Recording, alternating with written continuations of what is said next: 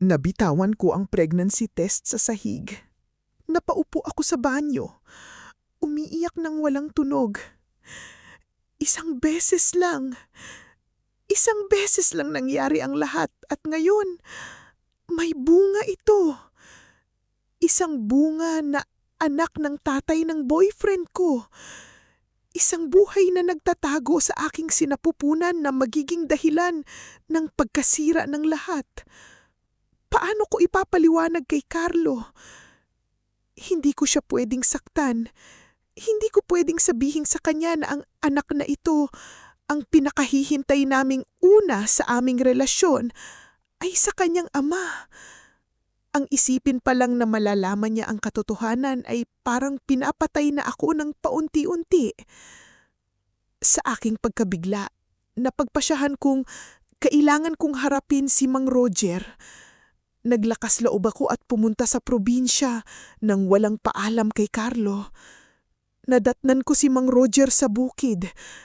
Lalong naging mabigat ang aking paghinga habang papalapit ako. Nang makita niya ako, nabakas ang gulat sa kanyang mukha. "Cindy? Anong ginagawa mo rito? Bakit hindi mo kasama si Carlo?" Tanong niya, halatang nagtataka. Hindi ako nakasagot agad. Ipinakita ko sa kanya ang pregnancy test na hawak ko. Nanlaki ang kanyang mga mata nang makita ang 2 linya. "Positive po." Bulong ko, halos hindi marinig ang boses ko. "Buntis po ako." Nanahimik si Mang Roger. Nakita ko ang takot sa kanyang mga mata, ang pagkabigla na tila ba hindi niya inaasahan. "Pero paano? Hindi ito pwede," sabi niya, at sa bawat salita, mas lalong bumibigat ang aking puso. "Isang beses lang po nangyari, Mang Roger."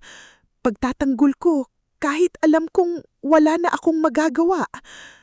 "Ang gabi po ng piyesta, ang akala ko po si Carlo."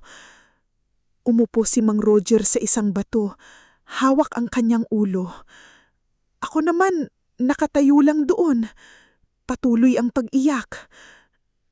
"Anong gagawin natin, Cindy?" Tanong niya na may halong pagsisisi sa kanyang tinig. "Hindi pwedeng malaman ito ni Carlo o ng nanay niya." Doon ko naramdaman na hindi lang ako ang nagdadala ng pasanin. Kasama ko si Mang Roger sa lihim na ito. At ang lihim na ito ay lalaki sa aking